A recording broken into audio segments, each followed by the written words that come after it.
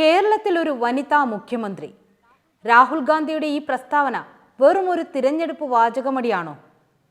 ഇനി രാഹുൽ സീരിയസ് ആയിട്ടാണ് ഇത് പറഞ്ഞതെങ്കിൽ ആരാകും കേരളത്തിന്റെ മുഖ്യമന്ത്രി കസേരയിൽ ഇരിക്കുന്ന വനിത?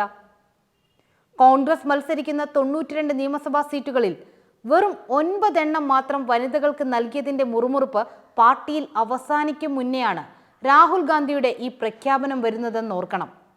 അങ്ങനെയെങ്കിൽ കൂടി മുഖ്യമന്ത്രി കസേരയിൽ ഇരിക്കാൻ യോഗ്യതയുള്ള കോൺഗ്രസിന്റെ വനിതാ സ്ഥാനാർത്ഥികളെ ഒന്ന് പരിശോധിക്കാം. ചിറയിൻകീഴ് രമ്യ ഹരിദാസ്, കേരളത്തിലെ ആദ്യത്തെയും ആകെ ഉണ്ടായിരുന്നതുമായ ദളിത് വനിതാ MP. രാഹുൽ ഗാന്ധിക്കൊപ്പം ലോക്സഭയിൽ പ്രവർത്തിച്ച് പരിചയം. ചിറയിൻകീഴ് പോലെ ശക്തമായ ഇടതു മണ്ഡലം പിടിച്ചെടുക്കുന്നതിലൂടെ കിട്ടുന്ന പരിഗണന രമ്യ ഹരിദാസിനെ മുഖ്യമന്ത്രി കസേരയിൽ എത്തിക്കുമോ? കൊല്ലം ബിന്ദു കൃഷ്ണ, ഏറ്റവും കൂടുതൽ വിജയസാധ്യതയുള്ള സീനിയർ കോൺഗ്രസ് വനിതാ സ്ഥാനാർത്ഥി.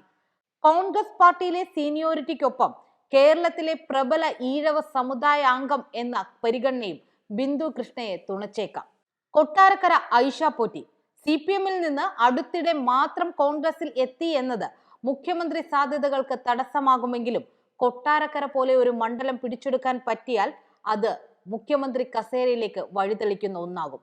മുൻകാലങ്ങളിലെ MLA ആയുള്ള പ്രവൃത്തി പരിചയം കൂടി പരിഗണിച്ചാൽ ഏറ്റവും കൂടുതൽ സീനിയോറിറ്റി ഐഷ പോറ്റിക്കാണ്. അരൂർ ഷാനിമോൾ ഉസ്മാൻ, പാർട്ടിയിലെ സീനിയോറിറ്റിക്കൊപ്പം മുസ്ലിം ന്യൂനപക്ഷ വനിത എന്ന പ്രത്യേക പരിഗണനയും. കർണാടക പോലുള്ള കോൺഗ്രസിന്റെ ശക്തി കേന്ദ്രങ്ങളായ സംസ്ഥാനങ്ങളിൽ AICC പ്രതിനിധിയായുള്ള പ്രവർത്തന മികവ്, മുൻ MLA, മുൻ മുനിസിപ്പൽ ചെയർപേഴ്സൺ പോലെയുള്ള എക്സ്പീരിയൻസും ഷാനിമോൾ ഉസ്മാനെ പരിഗണിക്കുന്നതിൽ മുഖ്യമാണ്. തൃക്കാക്കര ഉമ തോമസ്, ഉയർന്ന വിജയസാധ്യതയുണ്ടെങ്കിലും പാർട്ടിയിലെ സീനിയോറിറ്റി കുറവും മറ്റെതിർപ്പുകളും സാധ്യതകൾ കുറയ്ക്കുന്നു. എന്നാൽ സീനിയോറിറ്റി ഉള്ള മറ്റു വനിതാ സ്ഥാനാർത്ഥികൾ പരാജയപ്പെട്ടാൽ ഉറപ്പായും ഉമ തോമസിന് മുഖ്യമന്ത്രി കസേരയിലേക്ക് സാധ്യത തെളിയും. കോങ്ങാട് KM തുളസി, പാർട്ടിയിലെ സീനിയോറിറ്റി, ദളിത് പശ്ചാത്തലം, മിശ്ര വിവാഹം എന്നതൊക്കെ KM തുളസിക്ക് പോസിറ്റീവ് ഘടകങ്ങളാണ്.